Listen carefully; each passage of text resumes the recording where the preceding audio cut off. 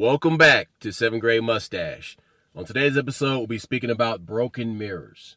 The false imagery projected into minds to create citizens that are docile and easily manipulated. Your choices of which clothes to wear, which soda pop to drink, where you live, which school you attend, and what to study, and of course your profession, all say something about you. And it's your job to make sure they're an accurate reflection of who you are. Such big ideas are ripe for neuromarketers to open their minds to. In the book, The Art of Choosing by Sheena Iyengar, the author looks into the machinations that steer your footsteps, attention span, and spending habits. So a very important person to the world of marketing and business is Edward Bernays. Edward Bernays was the nephew of Sigmund Freud. Edward Bernays is the uncle of the guy that started Netflix. So let me back up a little bit. Edward Bernays would go on hikes with his uncle in the countryside of Germany, and they would have these long talks. And on these long talks, Sigmund Freud would espouse all these different beliefs that he has and views on psychology and the world and how to live properly. And his nephew was just eager to absorb all this stuff. Well, his nephew, Edward Bernays, took all this information and used it for the companies that he went to work for.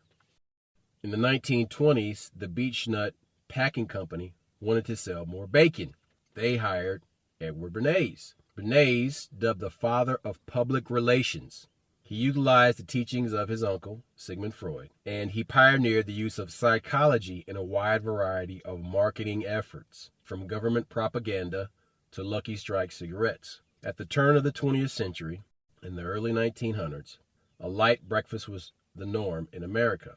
Most people had coffee and a roll and maybe some cereal, thanks to Mr. Kellogg. So Bernays asked the PR agency's doctor, and they had doctors back then, if a larger meal in the morning would be better for people's health. The doctor said yes. He said it would give them more energy at the start of the day, and that's a good thing.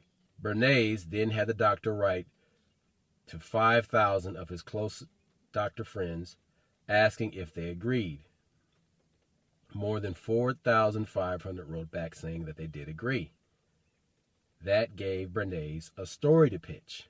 4,500 physicians urge Americans to eat heavy breakfast to improve their health, the newspaper headlines read. Many of them also referenced bacon and eggs as the perfect hearty breakfast. And so that is how bacon and eggs became a staple of American breakfast, because these pork belly salesmen wanted to sell more pork. And so they're like, all right, let's get somebody to push more bacon. And that's how America got hooked on bacon. But it all starts that way. It all starts with some kind of marketing campaign. All you have to do is turn on your television, turn on your radio, reach for your cell phone, and start scrolling. But that's the way it is now. Back then, all it took was a story, a good story, and he ran with it. Like, you know, this is how they get you. Like, for years, we're taught that if you're going to get married, you buy your wife a diamond. Diamonds are forever. Man, that campaign is only like 70 years old. That campaign was started by people that own diamond mines. Yeah, the De Beers and all them people. And this is the thing that we talked about in past podcasts when it comes to diamonds. It's called Kimberly pricing. That's when they literally, you thought diamonds were rare. Diamonds are not even rare. Emeralds and rubies are actually rarer than diamonds. Yeah, emeralds are rare, but diamonds are not rare. The thing is, they have so many, but the thing is, they don't release them to the market. So by holding that, it's called Kimberly pricing, where they literally set the price and only release so many diamonds. That's why whenever you see these one African nations that aren't part of it, they start releasing diamonds to the market. Some kind of way they get destabilized. Something happens to that government, or because they don't. Because the De Beers and the people that own those diamond mines in South Africa and Africa, they don't want more diamonds on the market. So, but the advertising campaign is you, like I said, you think that these diamonds are going back 100 years. 100 years, people are getting diamonds when they fall in love. No, they only recently started doing that. But that's how you get somebody, by making it a tradition. When you make it a tradition, nobody wants to fuck with that, you know. And what do you do when your woman says, "Hey, I want a diamond. Oh, let's get married"? You're like, oh shit. You know, who am I to buck tradition? Yeah, you're the one that's important. You know, you can buck tradition. You can make your own tradition. When you have a family, you make your own holidays. You know, shit like that. That sounds corny as fuck. It is not corny. I got a homeboy like that right now. That, you know, he's like, man, I don't celebrate Christmas, but I do celebrate. You know, we have our own holidays, and I respect the fuck out that shit. You know what I'm saying? Look, the one thing about America, you know, that we love this whole choice thing, freedom. Freedom is a big deal, but also there's an illusion that choice is an illusion sometimes. They literally give you three choices. You got Coke, you got Pepsi, you got 7-Up. So, but since you made a choice, you feel superior. You feel like you accomplished something. When truth be told, they limit you. So you got to make sure that you have all the choices. You have the true freedom to be who you are and figure out what you want to do and where you want to go and how you want to live. But that's the hustle. That's the illusion of choice. If I give you a couple choices, then you feel like, and that's also part of manipulation. You can tell somebody like, hey, you know, either you marry me or we do this or we do that, and then you're like, oh shit, she makes a choice. Of course, yeah, she chose wrong. She has way more choices than those three that you gave her, but the illusion is there. It's like, oh, so well, I decided for us to get married. Oh, okay, so yeah, that's manipulation. And America does it on a massive scale, and it's some deep shit. You're talking about the guy basically who invented marketing. Is what you're talking about. Well, he didn't invent marketing, but he just perfected it. So perfected it, yeah. Kellogg was a guy who had fallen on ill health, and so he went to looking for different methods to improve his health.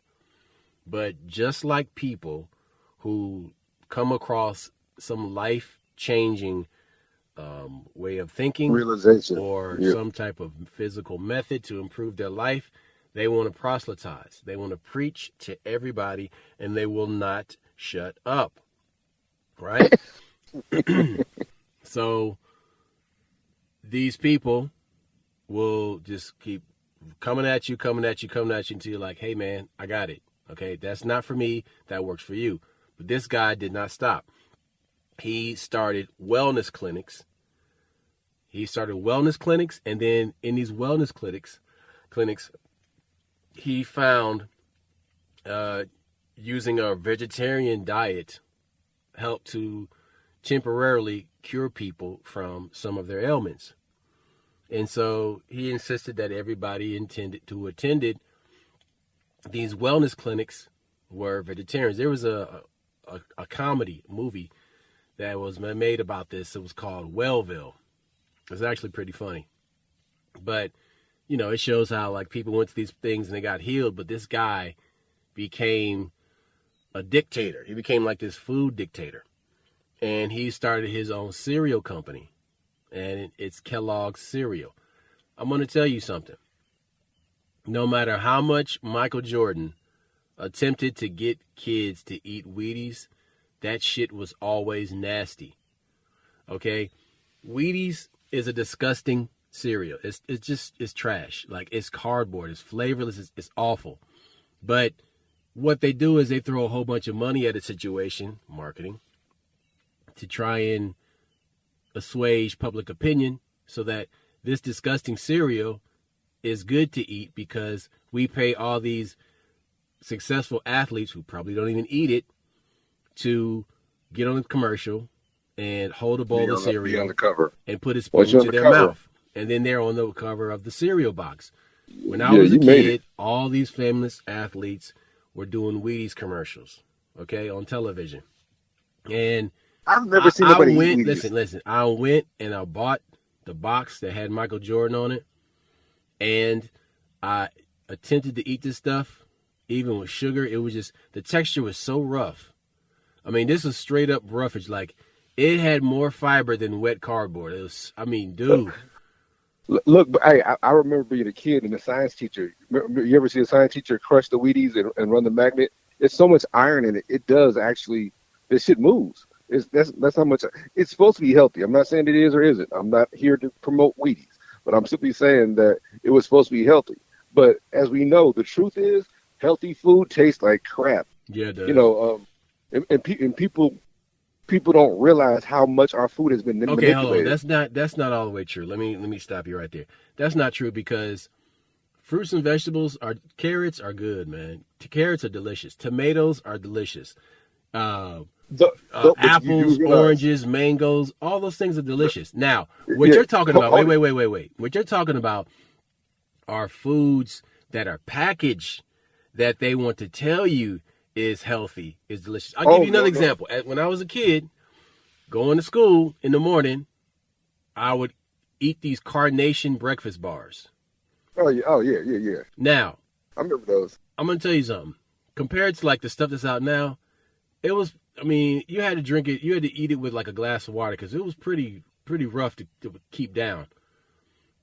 You know what I mean? Like those Look, carnation breakfast bars, like yeah. the Back, taste was okay, but like it was just a solid block. so here's the thing that these people don't know: the food we ate back in the day was actually healthy. Even fruit. Fruit tastes good. Yes, fruit tastes good now.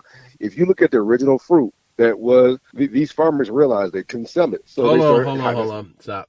Before you even go down this road, I'm gonna call upon the ghost of Jim Kelly. Bullshit, Mr. Handman. Brother, I have been to foreign countries. Okay? I have been Mhm. overseas, I have crossed oceans. I have eaten fruits and vegetables that have not been factory farmed. And I'm gonna tell you, No, in their you, native environments, and you eat a mango near the equator, guess what? It's fucking delicious. no. Well, you got to remember, a lot of our fruits and vegetables were still hybridization back in the 16 and 15, 1400s. What it is that fiber is hard to get down. So farmers long time realized like, okay, we need to make this a little bit sweeter. Yeah, a lot of the foods we eat now, if you look at the original version, it's more fiber than it is fruit. And fiber is healthy, but people don't like to eat Okay, that but shit. I'll give you another example. Brown rice. Yeah, Brown brown rice rice is is the way it's supposed actually to be. pretty good, man. The problem is the emperor of China didn't want to eat it. The guy that He didn't like united all the kingdoms didn't want to eat it. He was like, let me find something that's better than this. And so they polished the rice. And they polished the rice, and when they removed the rice bran, the outer coating that has all the nutrition, it became flavorless. It became tasteless. I mean, well, it became flavorless and it became almost devoid of nutrition. Now, see, this is considered a great thing because, oh, look at this white, glowing thing like a cloud we can give to the emperor and he can eat. And they give it all this lore like, oh, this is the food of the gods and all this nonsense. That's bullshit because the peasant people were still eating the brown rice, but the emperor was eating the white rice. Turns That's the out crazy he didn't part. That live shit was that really healthy. long because they were like modifying his food. So it's all like you say, it's like they're making it baby food. Yeah, they're making them happy. How about that part? Look, but that also shows the manipulation of food. You know, they manipulate it and then they market it. And we think, what all I'm simply saying is we think that's a new concept. Nah, that shit been going on for years. And like when you talk about like a lot of the foods that we eat, like broccoli, cauliflower, all that shit was invented in the Mediterranean in the what 1500s, 1400s. So yeah, people when you try to have this conversation about food, or when Dr. Sebi was telling you like, hey, somebody owns a patent to that, you're like, yeah, whatever, and you don't realize that food was manufactured and they changed the way we eat, but it's also it's a modicum of control to that. If you like this food, you got to come to me, and they control the market. Look, but this is the whole part of what we're talking about is that when you look at a broken mirror, you think this shit is healthy. You think this shit, you have this concept of if it grows, it must be healthy. Look, a vegetarian diet is good, but not all vegetables are good. A vegetarian diet is good, but not all fruit is good. Well, there's some And fruit that has to be cooked. You can't eat it raw. Rhubarb is a perfect example of that. yeah, yep, See, listen, rhubarb pie, yeah. there's a lot of people that I know that like to eat everything raw. Okay, and they have new information now that gives them more confidence because there's this there's this neurotoxin called acrylamide. Acrylamide happens when you heat food above a certain temperature. I think it's 260 degrees. And these acrylamides, when you cook food above 260 degrees, it forms. So it's not in the food automatically. It happens through the cooking process. Now, steaming does not create acrylamides. Boiling does not create acrylamides. Frying and poaching things creates acrylamide. French fries are downright dangerous. Literally, when you cook something over 300-something degrees, and when I say something, oddly enough, meat doesn't have it. But when you cook those potatoes... No, that's not true, because acrylamides are actually also in meat as well. Now... I thought it was... When you cook a steak, listen, every black man wants a well-done steak. I worked in a high-end steakhouse, and every brother that would come in there be like, burn that shit. You know why? Because we don't want to eat no blood, okay? We don't want them parasites in our body. The thing is that acrylamides create neurotoxins that kill you slowly. It's not a rapid thing. It's something that takes place over decades. But there's some crazy shit you're talking about. Will this prevent people from, frying their foods? No, because the crazy part about this is that even with all these acrylamides and all these things that can kill you, you still have Asian people who live to be 100 plus. And guess how they cook their food? In woks. You know what I'm saying? Here's the part nobody wants to have to talk about. Me and you talk about this all the time. Many foods are a delicacy. A delicacy is something you eat once or twice a year. A delicacy is something you eat every once in a while. In fact, I just sent you that video that talks about a lot of the shit you talked about, the old remedies. You remember you had talked about the old, like eating turpentine. Like, you were like, man, you never eat turpentine, huh? Yep. I'm like, no. Because you were always told that turpentine is poison. But it's guess who put that label on turpentine? And it was the USDA. Because... who runs them? You got Ford and you got JP Morgan and Big Pharma. Yes. Now, because Big Pharma does not want you treating yourself at home, they're like, oh, well, this cure-all, which can remove toxins from your body, definitely don't take turpentine because, quote unquote, it can heal you. Wink, wink. What they do, they tell you it's paint thinner. They tell you all that shit. But the truth would be told, the point that we're making, because like I said, Roscoe talks about this shit all the time, and we laugh or we argue, we go back and forth. But the truth of the matter is that most of these cures are readily available to you, and they're everywhere. And you don't see it like that. And that goes back to the food. See, we're told, like I said, many of these foods we eat are a delicacy. You eat them once or twice a year. Look at some of the Native Americans. This one guy was breaking it down. He said, we didn't get sick. But he said we would eat horse once or twice a year. Wintertime comes, we would butcher a horse and eat part of that meat. Didn't eat the whole horse, wasn't talking all crazy. Yeah, but just eating that, for some reason, eating that in the wintertime helped them. It's not, he didn't say eat horse every week. And that's how we get messed up, is that we make these things that are, since they're a delicacy, we probably need them once or twice a year. Some marketing guy like, hey, we got to sell more of this product. So they start marketing and like, okay, now meat is prestige. If you can't eat meat, you can't afford meat, then you're not doing well. You're not a good American. But on the flip side, you had Meatless Tuesdays during the war. So they would do a marketing campaign. We would go to that campaign, but then all of a sudden, when the war is over, hey, now you can go back eating meat. Yeah, that means you're successful. So you make that meat some kind of number of success. And when you do that, then all of a sudden everybody I got all kinds of meat in the house, motherfucker. Yeah, because that's this broken mirror my brother was telling you about, because you think is a sign of success. A lot of my friends, a lot of people that I know, often want a one solution when it comes to their dietary needs, and it does not work that way. Keep it up. Yeah, that's a lot of people want to be like, oh, well, you should eat raw. Dude, if you eat raw all the time, ask any ancient Chinese medicine practitioner. They're going to tell you that raw foods will give you a pallid, deathly complexion. It's going to mess up your pulse It's going to give you an irregular pulse. It's going to mess up your circulation. It's going to do a lot of things. You can't eat raw food all the time. You got to balance is the key through everything, to everything. And I've learned that through Taoism. Essentially, Taoism is all about balance, the yin and the yang, okay?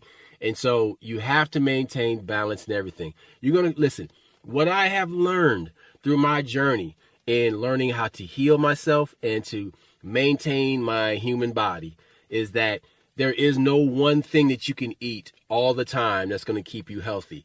You have to eat a combination of things, a balanced diet to keep you healthy. And it's like the old Greek dude said that he learned from the Africans is that let your food be your medicine. One thing that people don't want to take, nobody wants to admit, when you listen to Dr. Sebi, one thing Dr. Sebi says is like, look, where's your people from? You're from Africa? Your people were developed on this. You're from Asia, your people were developed on this. You're from America, your people grew up on corn. Like he's saying this shit might be bad for this person or might be, and that's something that nobody wants to admit. That genetic makeup will determine what you can eat. Yes.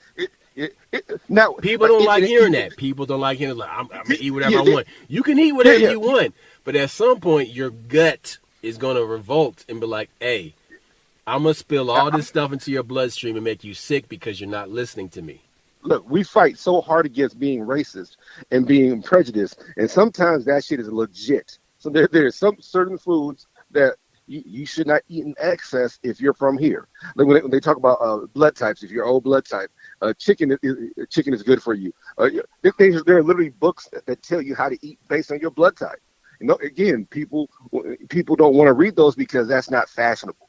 What they see is a Hollywood guy with abs, and well, how'd you do it? Well, if it worked for him, sometimes it's a combination, and that's what my brother's telling you. Like when you say balance, sometimes you need protein, sometimes you need this, sometimes you need that, but nobody wants to take the time to listen to their bodies because that's not what the commercial says. And like I said, that's why this marketing thing is such an amazing tool, such an amazing farce, if you will, that marketing can give you confidence in shit that shouldn't be there. Look, you hear us always say, belief is the enemy of knowledge. Belief is the enemy of truth.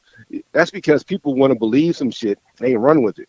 And I keep telling you, belief is, look at the words that be and lie. That means you're bringing lie into being. Like, so that means you're not acknowledging the truth. You're intentionally, so you be careful with this belief shit. Look, do your own research and find out, okay, so if somebody's from this part of the world, what should they eat? If somebody's from this part of the world, okay, I have an A blood type, so I'm much better at breaking down this. That you study yourself. Even many of these guys, they'll tell you like, hey, what body type do you have? Are you this shape? Are you that shape? Do you consume this? Do you consume that? And that's how you do it. But nobody wants to take the real time to get to know themselves. You know why? Because sometimes when you get to know yourself, you don't like yourself, or you learn some truths that you need to address. That's all this is. That's what the mirror is for. When you look in the mirror, you should see the truth. Dude, and then you can. When I was in my early 20s and I was super fucking broke, what I did was took everything out of my grocery budget that I couldn't afford, and I stripped everything down. And I stripped it down to this minimalist diet. And I went vegetarian. I started to see, okay, I can eat this, I can eat that. And then I would eat other foods.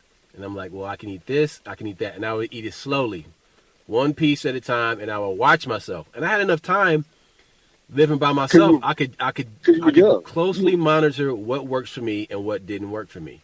And the foods that did not work for me, I completely eliminated them. I took all this stuff out of my diet, and I'm like, all right, well, I don't need this because it doesn't work. Yeah, it might taste great, but mouth pleasure is not what I live for. So what's crazy is that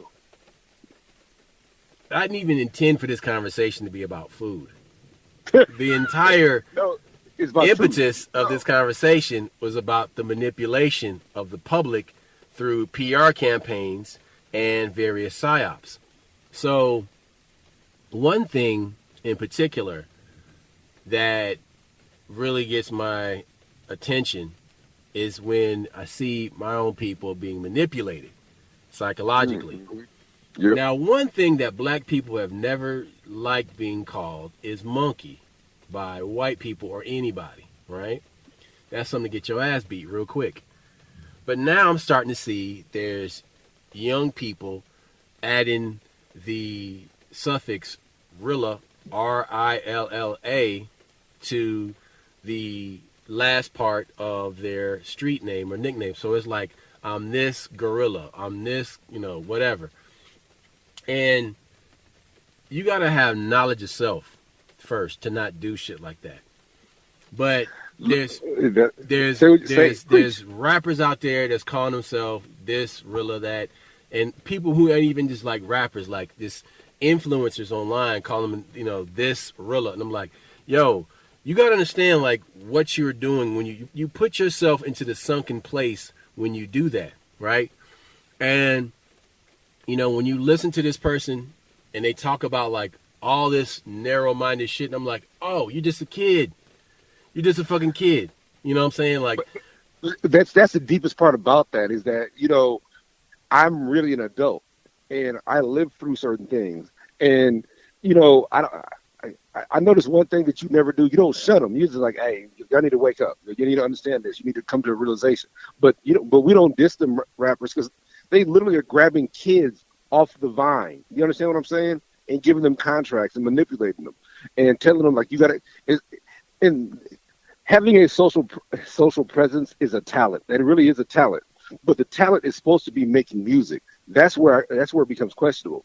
When people are not making music, they're becoming famous for other things. They're more famous for the beef. That's the psyop. Hey, so you beefing with somebody, you arguing with somebody, and all of a sudden the music sales go up because y'all are threatening each other's life. You're worth more than the record company did because once you die, they pay your family off the first time, but they keep playing your music for years. It's a hustle, and what my brother is saying is that I hate using the word woke, but you must evolve. You must mature to the next level. Right, but the prison industrial complex is doesn't want that. Entrenched in black music now. Music sales, yes. But what I find strange is that R&B has almost completely disappeared. And people are like, no, it hasn't. Listen to me for a second.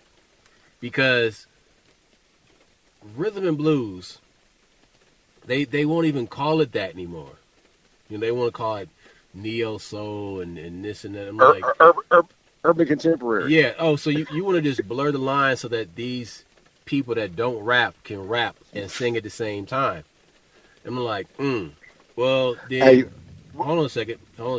So my thing is that, all right, so by doing that, you're wanting to rewrite history, or you want to take it in a direction that you think suits your needs. Now, these aren't black people that are doing this.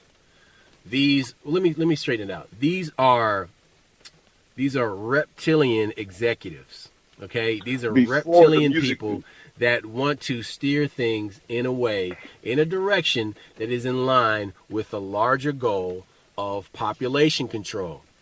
And listen, I don't give a shit if you think I'm being a conspiracist right now, because it's not a conspiracy. All right, and if you still are tepid about agendas, which people start off as conspiracies, if you're still tepid about this shit after the past 3 years, I'm done fucking with you.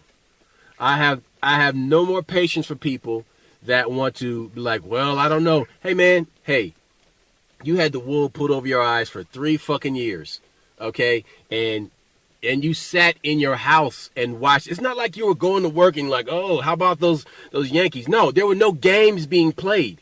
There were no games on TV. Hell, the only sporting event was mixed martial arts on pay-per-view, who had the balls to keep the world going. The sporting world going. But hold on a second. Hold on. I'm not done. I'm not done. So the thing is that while all this is going on, you had time to sit on your ass and watch this. But this tells me, were you vegging out, or were you building your mind?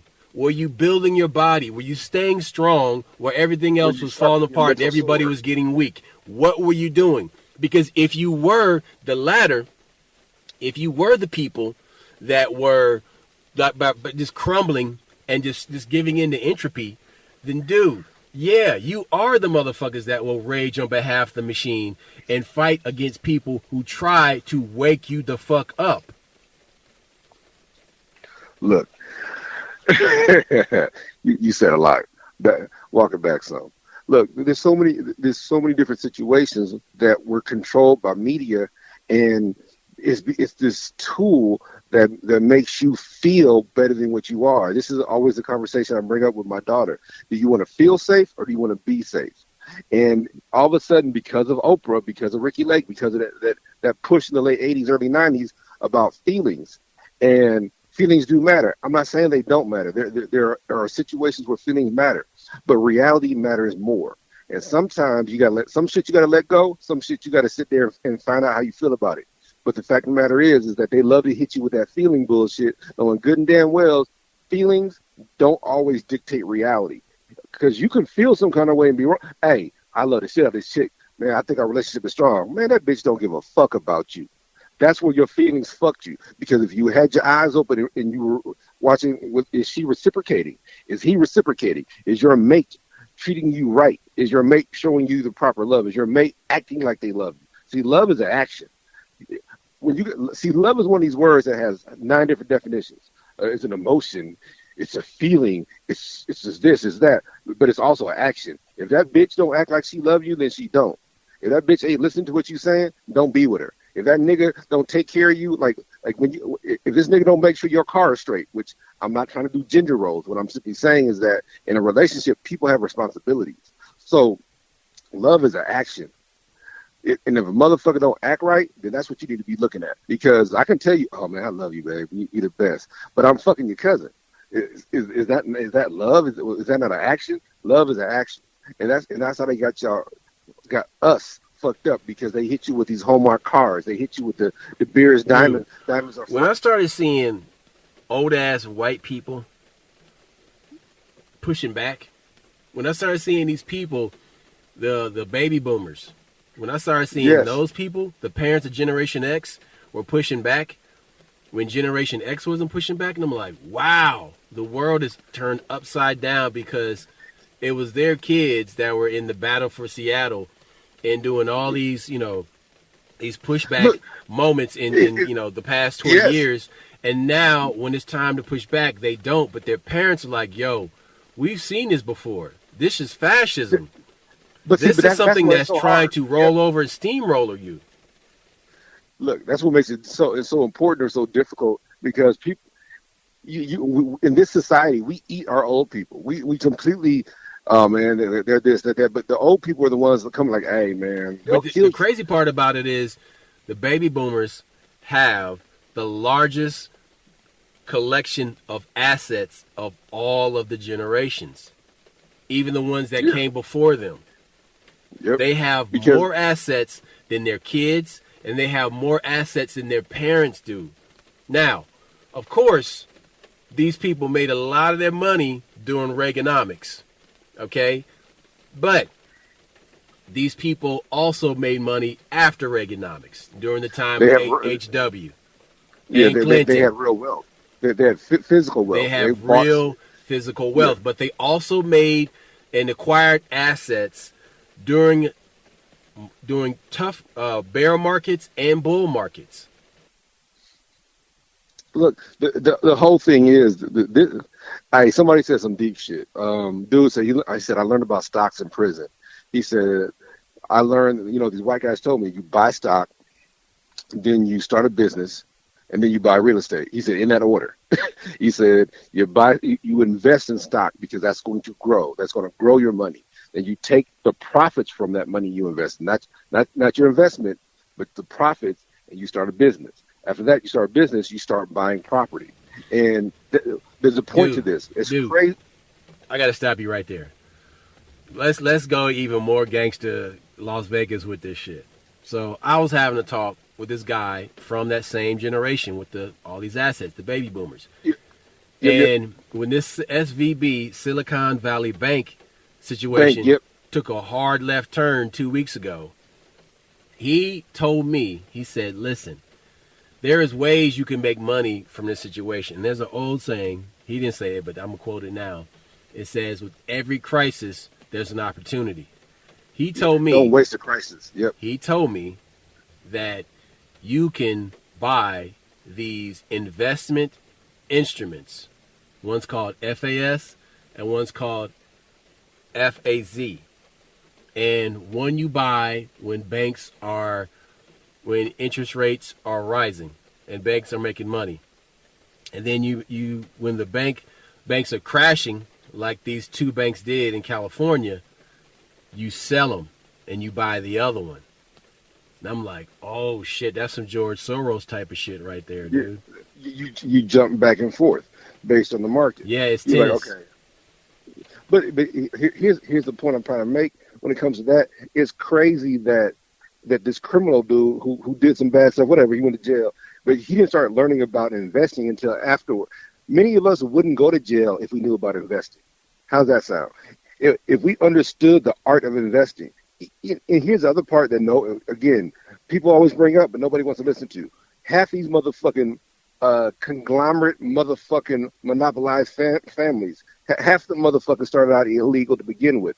The Kennedys, illegal liquor. A lot of these families start out Yale University was started by a bunch of drug smuggling pirates. The Russells. Okay? Those that's what makes it so crazy. Listen. All these people, all these pirates, these privateers, all you are is a mercenary. These privateers, pirates that work for governments, that are working for the British government and the East India Trading Company. These were drug smugglers. They were human traffickers, slavery. Everything. They did all this stuff. And they accumulated all this money, and they put it into these universities they could send their kids to. All right, look, here's the crazy part. One of the best privateers / pirates was a female Chinese chick. Her husband started out as a pirate. She took over for that nigga, and she worked for the Chinese government. Once you realize that these privateers literally were commissioned by some country, like, okay, this, because when you're a little kid, you're a pirate. You think they're just raping people and stealing treasure and shit. Nope. They were commissioned to do such. They were told to do that by their home country, whatever it was. Look, this is the whole thing we're trying. Like my brother broke down. He said, "I wasn't trying to go this way with food, but it's about this marketing tool.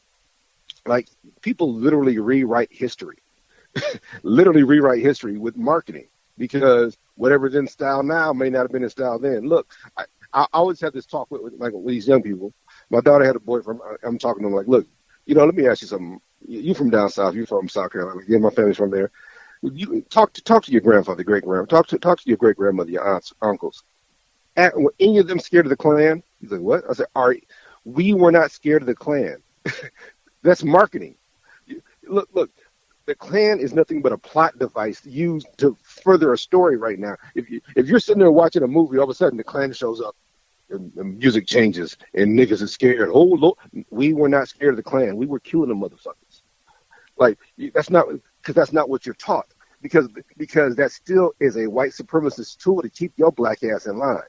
If you were afraid of anything, I remember I was watching that show. I was watching some kind of shit.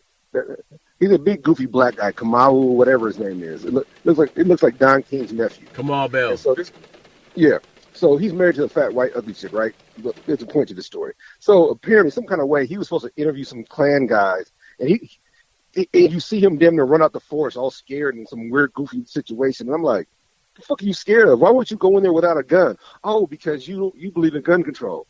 That's why you don't need gun control, because you should be equal to them motherfuckers. Number one. Number two, why would you go in there and be scared? Man, you're supposed to be, I thought you were this tough journalist.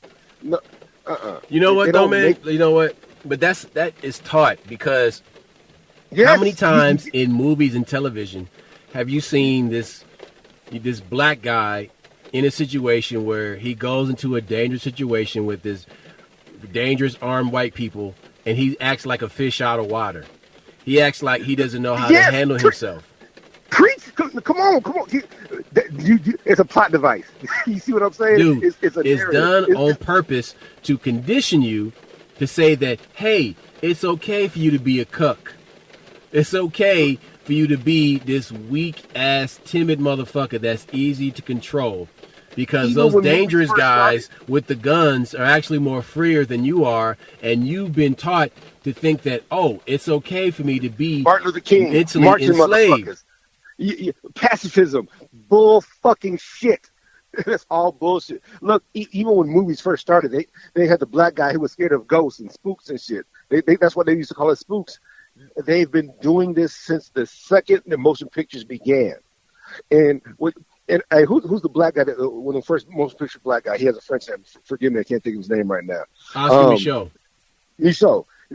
He even back then he knew it was important to make his own movies because I'm not that. You know, we talked about Hollywood Shuffle on a couple podcasts ago, and Robert, we've always the whole idea that we needed somebody to control our narrative. We've always been in charge of our narrative. That they hit you with this shit like, okay, you got to tone it down some, or you need to be more niggerish. I ain't got no. That's all. But see, check this out. Even as a little kid, when they were shoving Martin Luther King down our throats, I'm like, there's another way. And when I would go and talk to my dad and I would ask him about Malcolm X, I'm like, hey, Malcolm X is from Omaha. He's from the place that I'm from. He's like, yeah, so? And I'm like, well, he fought for civil rights. He's like, yes, he did, but he died. I'm like, well, Martin Luther King died too. He's like, well, Malcolm X was violent. I said, well, no, Martin Luther King was a pacifist. Malcolm X was not a pacifist. But we're adults now. King was not a pacifist. We know this now because you read his memoirs. You read his books. No. I'm talking about what you're taught as a little kid. No. I know that. All the way through high school until you get your hands on some hip hop and I'm like, oh, wait a minute. There's something hip hop was so powerful. Yes. But only you can say this. Only me can say this. We can say this. I said me. I'm so stupid. Only we can say this because we lived through it. Hip hop, like KRS-One did teach you. He was a teacher. He told you about a Kevlar. He told you about the different things.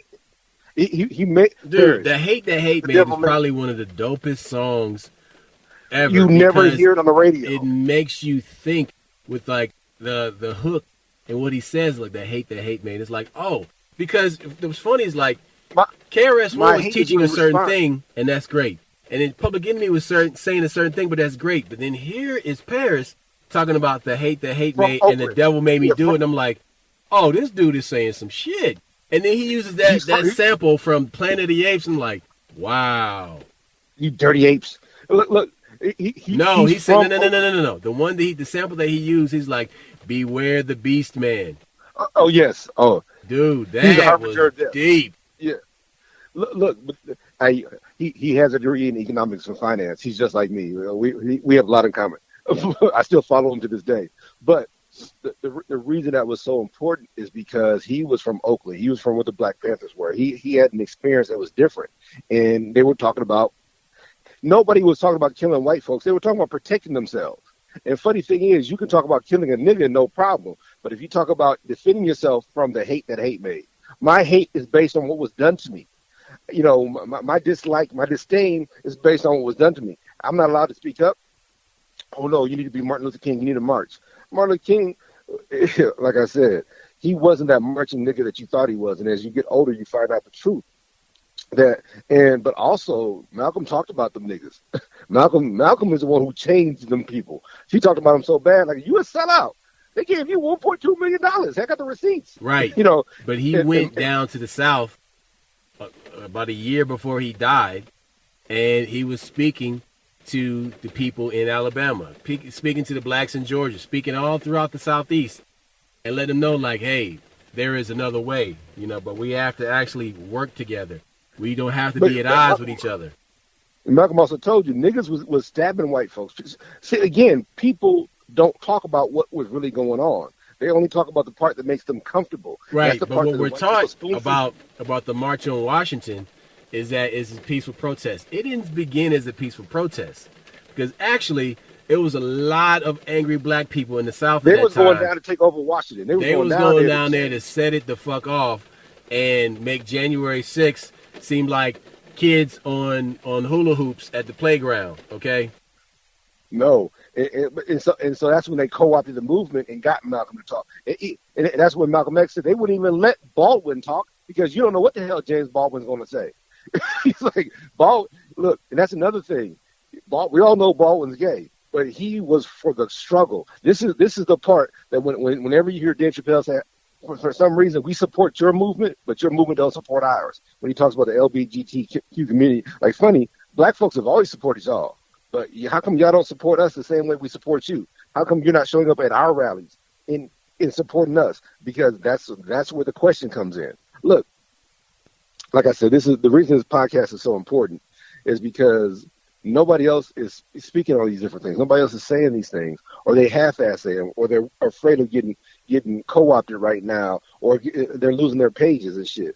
And it's crazy that censorship has become so strong. And Rogan was talking about.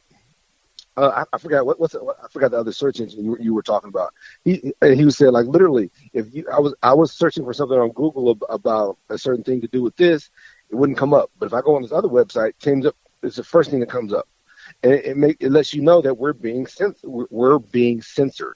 And what you do is you trust the internet so much that it gives you an answer, but you got to vet that answer now. There are other search engines out there, and you've talked about that a lot. Like, hey, don't use Google, use this.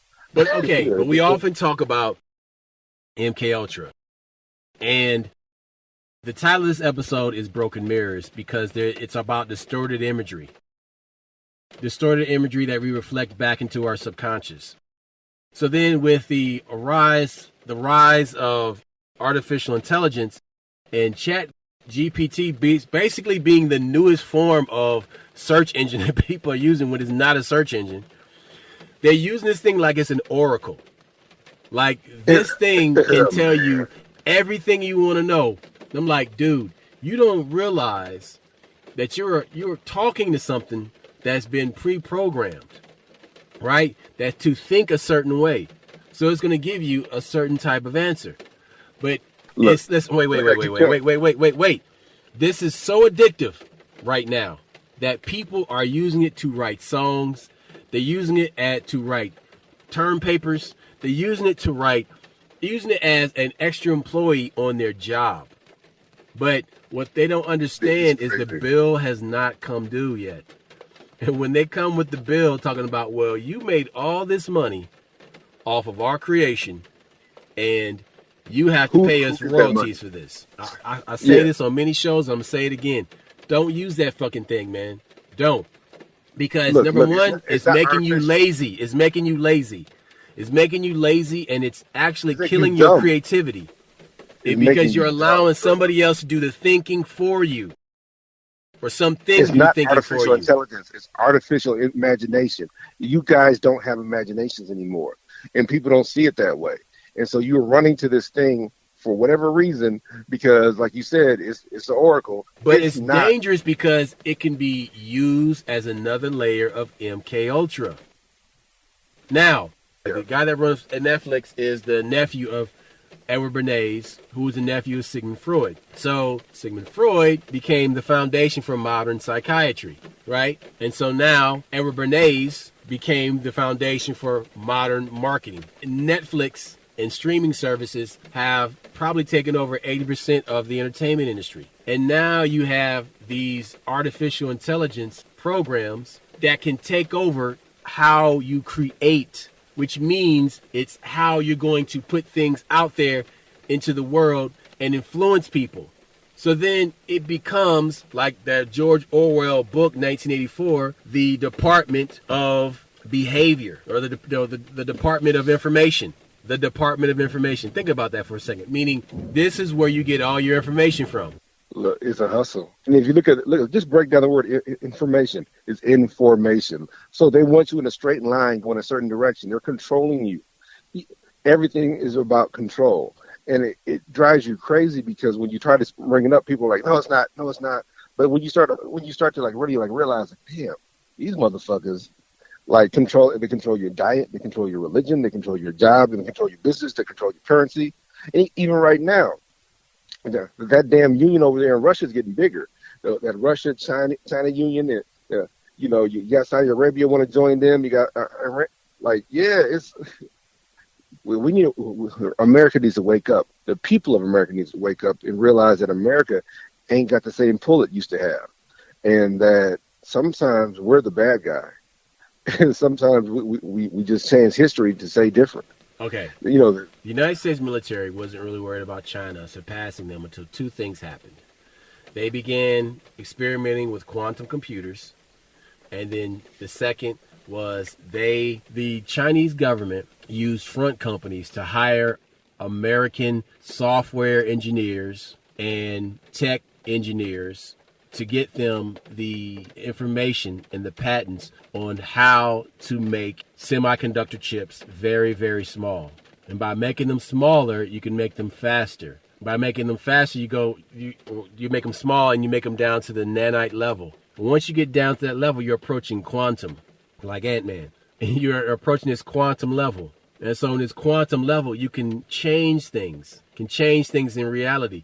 And so with these small semiconductor chips, they made this ballistic missile that could fly faster than anything that the U.S. had made up to that point. And they did a test, and it flew around the planet faster. It went 1 mile per second. And that's when the United States said, okay, no more chips for China. We're not going to build them in Taiwan anymore. That's why they've been fighting over Taiwan, because this Taiwanese semiconductor manufacturing plants have been there because they didn't want to do it in China, but they could do it in Taiwan because it's not technically China.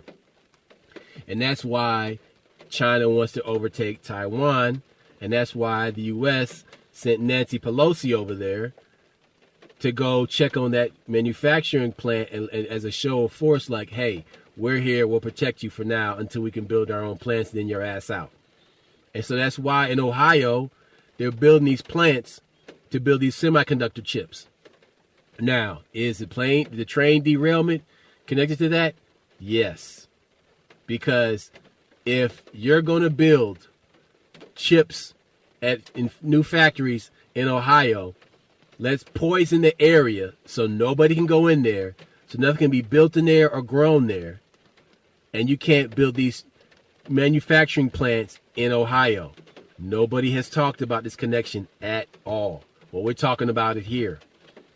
So, if America wants to stay one step ahead of the Chinese, America has to build their own chips in America.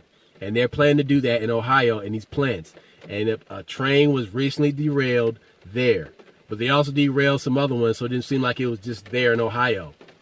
Notice that the train derailment happened after President Biden made the announcement that they were going to manufacture chips in Ohio. Okay? So then, with America wanting to make these faster nanite chips, it's another chip race. It's not an arms race. It's tied to the arms race, but it's more about the chip race, right? And this chips race that America is in right now to build these faster chips on American soil and not be dependent on China. The crazy part about this is that the Chinese were given the edge militarily by American companies selling this information to China. Now, if you want to get technical, that's actually treason. But the American companies didn't know that those were front companies for the Chinese government and Chinese military. Yeah, it gets deep. It gets really fucking deep, people. But all this military intrigue comes back to these semiconductor chips and making them really small and really cheap and really fast. And how Taiwan has been doing that ever since Ronald Reagan, Mr. Free Market Capitalist, went against his own beliefs and cut off the Japanese supply because the Japanese were taxing so high for these chips they were making in Japan. Well, the Japanese fucked themselves, and that's actually how the Japanese bubble, tech bubble, burst in 1989. a domino effect that took a couple years. But it started with Ronald Reagan in 1985 cutting off the Japanese supply of these chips and opening these plants in Taiwan. That's how this shit started. And now it's coming back to America, and we're going to see what happens next. No, don't forget that whole Brexit shit, where literally there's peace in the Middle East, but who brokered it? China.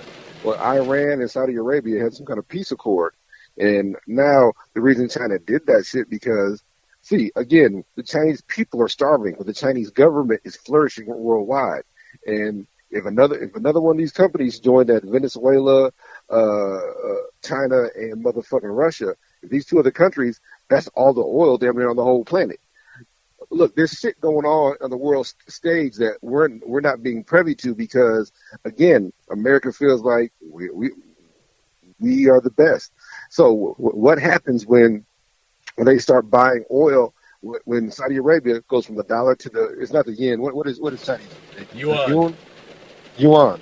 When they start selling their oil using yuan instead of using the U.S. dollar, yeah, we are slowly losing our grip. And we don't realize it. So like I said, these are the conversations. This is the broken mirror we're talking about.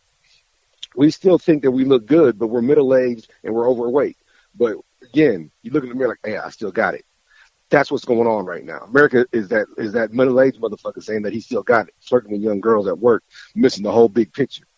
Wife leaving them and everything. Nigga ain't got a clue. That's what's going on right now. And we need to wake up and stop using a broken mirror. We need to use a real mirror so you can see what your real flaws are so you can work on those real flaws. Look, the Chinese people, like I said, the motherfuckers are losing their houses. They're starving. But the Chinese government don't give a fuck about them. And the Chinese government is playing in everybody's pool, pissing in everybody's pool, I should say. But see, the battle is actually taking place in multiple places. But what I'm saying is that in areas that are local to you. And so that's why, you're fighting fires in multiple locations all at once. And going back to the broken mirror analogy, all those different shards of glass that reflect you, they reflect different angles of you.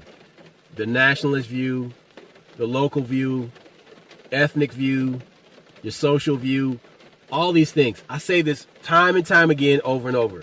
We are at war on multiple levels simultaneously. Mind, body, and spirit. It's the food you're eating.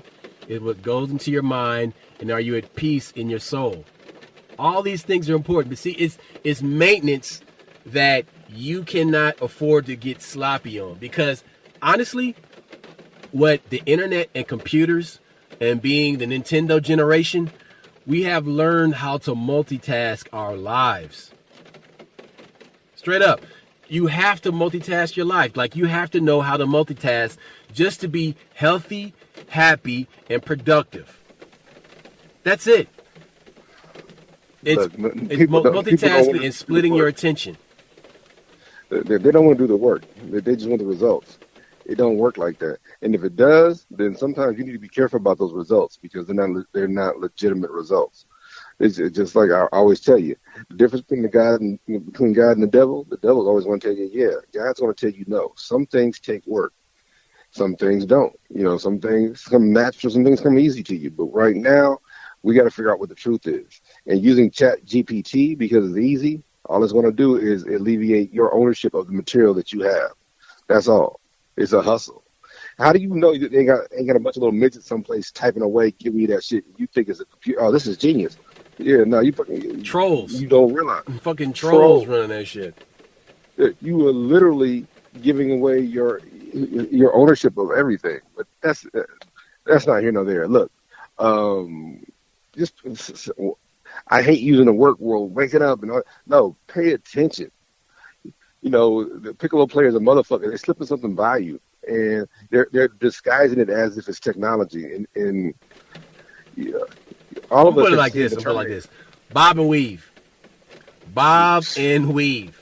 Okay, because you getting lit up, man. You getting lit the fuck up. It's like you're playing a video game and the screen turns red every time you get shot or you get hit. Well, your shit is flashing red and you're not evading, you're not ducking, you're not slipping. Dude, duck. bob, weave, jab, right cross, left cross. You know what I'm saying? Like uppercut, elbow, vertical elbow. Like, come on, man. Look, all I'm saying is that there is so much that is attacking you right now, that is attacking your psyche, that is invaded your family life, that has invaded the conversations at the dinner table. That's when it's gotten crazy. It's like, oh, this has breached our castle walls. Now we really got to fight. Yeah, man. That was one thing as a kid that was very important to our family, is not letting the barbarians inside the castle. And that's a metaphor that my father, he was talking about how we have our way of living. We have our way of thinking. We do things a certain way in this house. Those people out there, they're not us. You know, you can be friends with some of these people, but don't be like those people. Mm-hmm. Like, don't adopt their way of life and bring yourself down. You hear that in the church: be in the world, but not of the world. Like, yeah, that's some old people talk. But what they're telling you is, yeah, you can function, you can go to work, you can make your money. When you come here, your reality kicks in, and what they do on the outside don't have an impact on what we do on the inside. It's not us. You know, and what goes on in this house stays in this house. You hate those kind of conversations because people have used them in such bad ways and manipulated shit, but that's the truth. Yeah. What y'all do on the outside ain't got nothing to do with us. It comes down to this. Do not let marketers and A&R music representatives decide how you should be living and what schools you should be going to and what soda pop you should be drinking. Hell, you shouldn't be drinking soda pop, but whatever. Anyway, my whole point is that think for yourself truly and fully. Inform your own decisions and don't let others inform your decisions. You know, compare and contrast information that you get from various sources on one topic, and you'll get your answer. You know, and eat the foods that make your body feel whole. You want wholesome foods. You know, eat foods that balance your body. Don't eat for pleasure. Find foods that are healthy for you and prepare them in ways that are palatable and taste good to you. You know what I mean? That are flavorful to you. Or change your palate, whatever you gotta do. But it's about being healthy. It's not about just consuming. That's the hustle. It's not a diet. It's a living. That's all I got. We out. Peace. You're all about.